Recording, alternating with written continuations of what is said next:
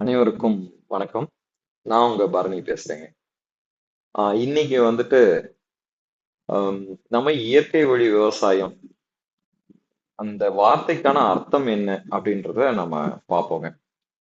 அதே மாதிரி வேளாண்மைக்கும் விவசாயத்திற்கும் என்ன வித்தியாசம் அப்படின்றத நம்ம தெளிவா பார்க்கலாங்க. சரி, ஏன் இந்த விஷயத்துல நம்ம தெளிவா இருக்கணும் அப்படின்னா, முதல்ல நாம தெளிவா ஒரு புரிதலுக்குள்ள வரணும். நாளைக்கு எதிரில் இருக்கக்கூடியவங்க ஒரு கேள்வி கேட்கறாங்க அப்படின்னா அவங்களுக்கு பதில் சொல்லவும் தெரியணும். அதே சமயத்துல நாம எதை நோக்கி போயிட்டு இருக்கிறோன்ற ஒரு தெளிவு இருக்கணும். அதற்காக தான் இந்த வார்த்தைகளினுடைய அர்த்தம் என்ன, நாம சரியா அந்த பாதையில் தான் போயிட்டு இருக்கிறோமா அப்படின்றத புரிஞ்சுக்கிறதுக்காக இந்த விஷயத்த நம்ம இன்னைக்கு பார்ப்போம். அதே மாதிரி நிறைய பேர் சொல்லியிருந்தாங்க டைம் வந்து அதிகமா இருக்கு, வீடியோவுடைய டைம் அதிகமா இருக்குன்னு. வரும் காலங்கள்ல அதை 15 நிமிடங்களா குறைத்து ஒவ்வொரு வீடியோவும் 15 நிமிடங்களுக்குள்ள இருக்கிற மாதிரி நம்மளுடைய ரெக்கார்டிங் இருக்கும்.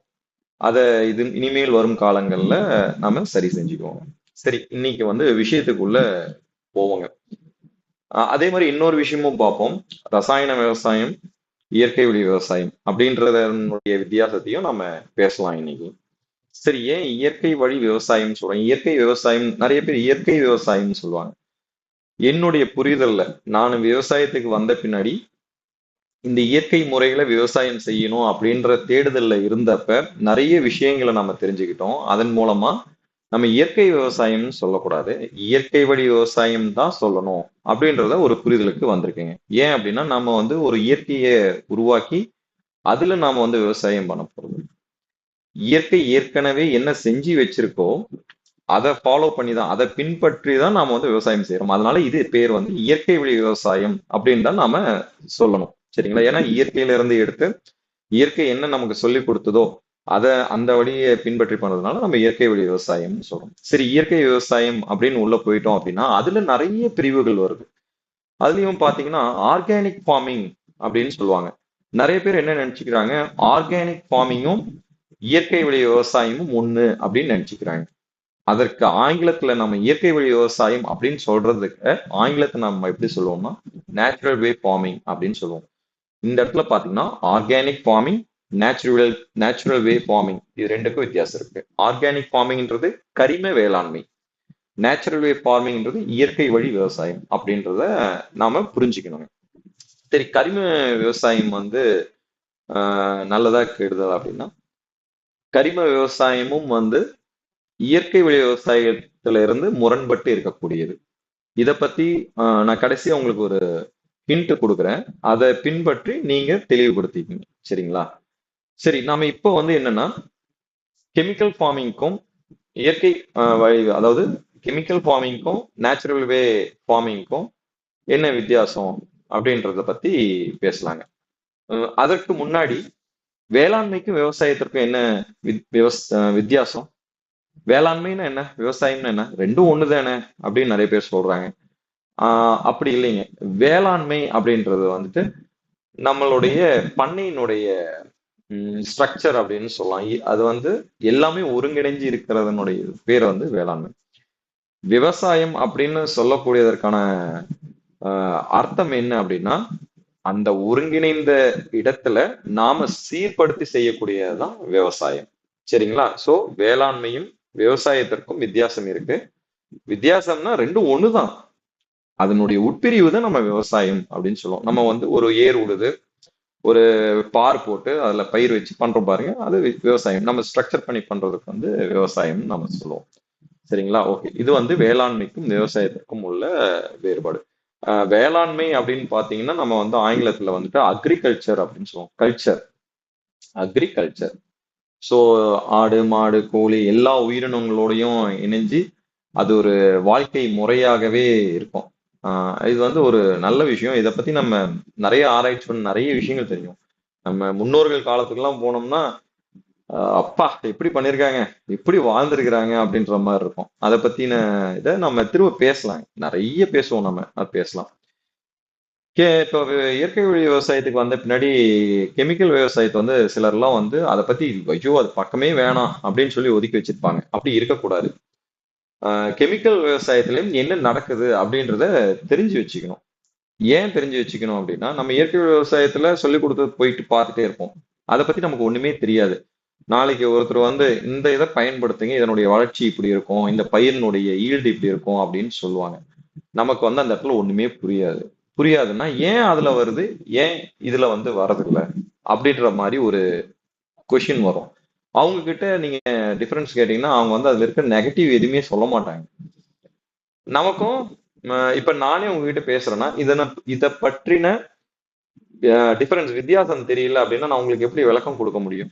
கொடுக்க முடியாது. அதனால ஒரு யூரியா வாங்குறீங்க, ஒரு பொட்டாஸ் வாங்குறீங்க, ஒரு காம்ப்ளெக்ஸ் வாங்குறீங்க, இந்த மாதிரி வாங்குறீங்க அப்படின்னா பண்ணிட்டு இருக்கிறவங்க இயற்கை விலை விவசாயத்துக்கு மாறணும்னு நினைக்கிறவங்க அதை பத்தியும் தெரிஞ்சுக்கங்க. இல்ல நான் இயற்கை விலை விவசாயம் பண்ண முடியாதுங்க, நான் கெமிக்கல் விவசாயம் தான் பண்ணுவேன் அப்படின்னா அந்த கெமிக்கல் வாங்கக்கூடிய கெமிக்கல்ல என்ன இருக்குதுன்னு நல்லா பாருங்க. அதை பார்த்து ஆராய்ச்சி பண்ணீங்கன்னா உங்களுக்கே புரியும் அதை பயன்படுத்தலாமா வேண்டாமா அப்படின்றது. சரிங்களா? அதனால கெமிக்கலை வந்து ரொம்ப ஒதுக்கியும் வைக்க வேண்டாம், பயன்படுத்துங்கன்னு சொல்லல. அதை பற்றிய அறிவை தெரிஞ்சுக்கிங்க, தெளிவுபடுத்திக்கிங்க அப்படின்னு சொல்றேங்க, வேற ஒண்ணும் இல்லை.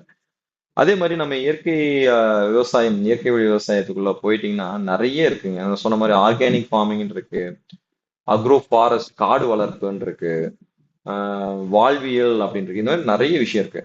நாம இங்க எடுத்து பேசக்கூடியது வந்து இயற்கை வழி விவசாயத்தை பற்றி மட்டும்தான் நாம இந்த சேனல்ல பேசுவோம்.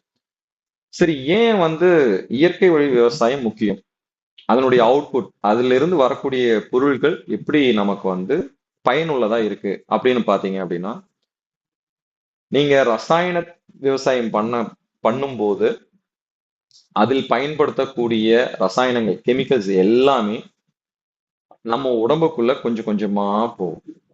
நம்ம உடம்புக்குள்ள கொஞ்சம் கொஞ்சமா போகும்பொழுது அது பல நோய்களை உருவாக்கும். அதாவது நம்ம உடம்புக்கு வந்து நாம வெளியே பேசக்கூடிய அறிவு வேற, நமக்கு உள்ளுக்குள்ள இருக்கிற அறிவு வேறங்க.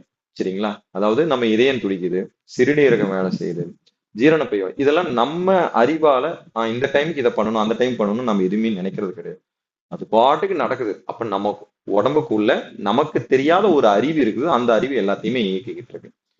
நம்ம கெமிக்கலா இயற்கையோட ஒன்றி வாழ்றப்ப என்ன ஆகும்னா அந்த அறிவு வந்து வரக்கூடிய கழிவுகளை இயற்கை முறையில மலமாவோ ஜலமாவோ எச்சிலாகவோ ஒரு வாமிட் ஆகவோ அந்த மாதிரி ஏதோ ஒரு முறையில வந்துட்டு நமக்கு வந்து அது வெளியேற்றிடும். அந்த கெமிக்கல்ல போறப்ப சில சமயம் என்ன ஆகும்னா அது என்ன வகையான நஞ்சு அப்படின்றது தெரியாது. அதனால அதை என்ன பண்ணும், ஓரம் ஒதுக்கி வச்சிடும். ஒதுக்கி வைக்கிறப்ப அந்த கழிவு வந்து வெளியேற முடியாம ஏதோ ஒரு இடத்துல போய் தேங்கும் பொழுதுதான் நமக்கு ஒரு கட்டியாகவோ ஒரு கேன்சராகவோ உருவெடுக்கும். சரிங்களா? அதனுடைய விளைவுகள் வந்து நமக்கு இப்போ புரியாது. எந்த ஒரு விஷயமுமே சாதாரணமா இருக்கிறப்ப நமக்கு தெரியாது. அது ஒரு பூதாகரமா போறப்பதான் அதை நம்ம ஏன் என்னன்னு ஆராய்ச்சி பண்ணிக்கிறோம். அப்ப செஞ்ச அந்த சிறு தவறுகள், சின்ன விஷயம் வந்து நமக்கு எவ்வளவு பெரிய விஷயத்த கொண்டு வந்துச்சுன்னா அப்பதான் உணர்வாங்க. அப்பதான் வந்து மத்தவங்களுக்கு எடுத்து சொல்லவே ஆரம்பிப்பாங்க. அந்த மாதிரி ஆகிரும். ஆனா நம்ம இயற்கை வழி விவசாயத்துல போறப்ப எந்த பாதிப்புமே இருக்காதுங்க. அப்படி ஒரு கழிவு உள்ள போகுது அப்படின்னாலும் நம் உடல் அறிவு இருக்கு இல்லைங்களா, நமக்கு உள்ள இருக்கக்கூடிய அறிவு தன்னால அதை வெளியேற்றிடும். சரிங்களா?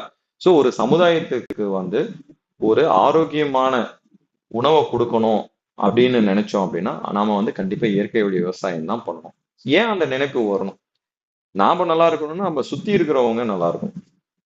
சரிங்களா? அப்பதான் நம்ம சந்ததிகள் எல்லாம் ஒன்றிணைஞ்சு ஒரு பாண்ட், ஒரு பிணைப்போடு இருக்கிறப்ப இந்த சமுதாயம் வந்து நல்ல வழியா முன்னேறி போகுங்க. ஸோ அதனாலதான் இயற்கை வழி விவசாயம்ன்றது ரொம்ப அவசியமா இருக்குங்க. மற்றபடி பாத்தீங்கன்னா இன்னைக்கு வந்து நான் களைக்கொல்லி அந்த மாதிரி பேசலாம்னு தான் பார்த்தேன். நம்ம வந்து இயற்கை முறையில பண்ணிட்டு இருக்கோம். அதை பற்றின பதிவு வீடியோ வந்து நாளைக்கு நான் போடுறேன். சரி, இன்னைக்கு வந்துட்டு இந்த மாதிரி ஒரு இயற்கை வழி ஏன், இதுக்கான அர்த்தம் என்ன அப்படின்றத சொல்லலாம் அப்படின்றதுக்காக தான் இந்த வீடியோ வந்து இன்னைக்கு ரெக்கார்ட் பண்ணி போட்டுட்டு இருக்கேங்க.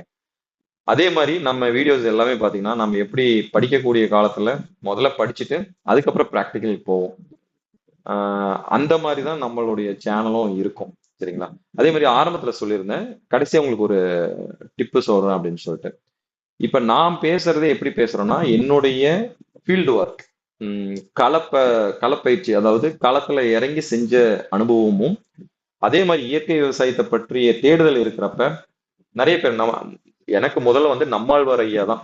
நான் விவசாயம் பண்ணணுன்ற ரொம்ப ஆர்வமா இருந்தேன். ஆனா இயற்கை வழி விவசாயம் பண்ணணுன்ற இதுல எனக்கு தெரியாது. விவசாயம்ன்றது ஒரு தெய்வீகமா பார்த்தது உண்டு. அவரை பின்பற்றும் பொழுதுதான், ஓ, விவசாயத்துல இப்படி ஒரு விஷயம் இருக்கா, இயற்கை வழி விவசாயம் இருக்கான்னு சொல்லி நம்ம அதுல முழுதா இறங்கணும். உங்களுக்கு வந்து நிறைய விஷயம் தெரிஞ்சுக்கணும் அப்படின்னா, இப்ப நான் வந்து அங்கிருந்து அவங்க கிட்ட இருந்து வாங்கி தான் திரும்ப உங்களுக்கு கொடுக்குறேன். அவங்க கிட்ட இருந்து நான் வாங்குறப்ப 100%த்துல ஒரு 80%மோ இல்லை 70%மோ நான் வாங்கியிருப்பேன். திரும்ப நான் அதை உங்களுக்கு கொடுக்குறப்ப அது வந்து 40%, 30% மாறும். ஸோ நீங்க ஆர்வம் இருக்கும் பொழுது, நீங்க இந்த இயற்கை விவசாயத்தை பத்தி நிறைய தெரிஞ்சுக்கணும்னா, நீங்க அந்த மாதிரி தேடுதல் யூடியூப்ல போனீங்கன்னா நிறைய இருக்கும். நீங்க கண்டிப்பா நம்மாழ்வார் ஐயாவுடனுடைய வீடியோஸை பாருங்க. உங்களுக்கு ஏன் நாம வந்து இயற்கை விவசாயம் பண்ணணும், அது நம்ம வாழ்வாதாரத்தை எப்படி வந்து ஆரோக்கியமா வச்சிருக்கோன்றது தெரியும். அதே மாதிரி அந்த மசானா புக்காக்கோ அவர் இருக்காரு, அவருதும் அருமையா இருக்குங்க. அவருதும் படிங்க. நீங்க வந்து ஃபீல்டு மட்டும் பார்த்துட்டு இருக்காங்க, இந்த மாதிரி நாலேஜையும் கேதர் பண்ணுங்க. நீங்களும் திரும்ப மற்றவங்களுக்கு சொல்லுங்க. மா மாறி மாறி என்னது பண்டம் மாற்றும் முறை மாதிரி அறிவை மாத்தி மாத்தி ஷேர் பண்ணிக்கிட்டாகும். அப்படின்னாதான் ஒரு ஆரோக்கியமான சூழலை உருவாக்க முடியும். ஸோ நான் கொடுக்கக்கூடிய டிப்ஸ் என்ன அப்படின்னு பாத்தீங்கன்னா, நம்மாழ்வார் ஐயாவுடையதும், மசானா புக்காக்கோ அவருடையது, அதே மாதிரி சுபாஷ் பாலேக்கர், 3 பேரும் 3 விதமா சொல்லியிருப்பாங்க. சுபாஷ் பாலேக்கர் வந்து பாத்தீங்கன்னா ஜீரோ பட்ஜெட்டிங்னு சொல்லுவாங்க. அதெல்லாம் நம்ம வந்து கை தேர்ந்த பின்னாடி அந்த விஷயத்தெல்லாம் எடுத்து பண்ணணும். சரிங்களா? சரிங்க, இன்றைய வீடியோ அவ்வளவுதான். நாளைக்கு வந்துட்டு நம்ம திரும்ப கலைக்கொல்லி அதை பத்தி நம்ம டீட்டெயிலா பார்ப்போங்க. நன்றி, வணக்கம்.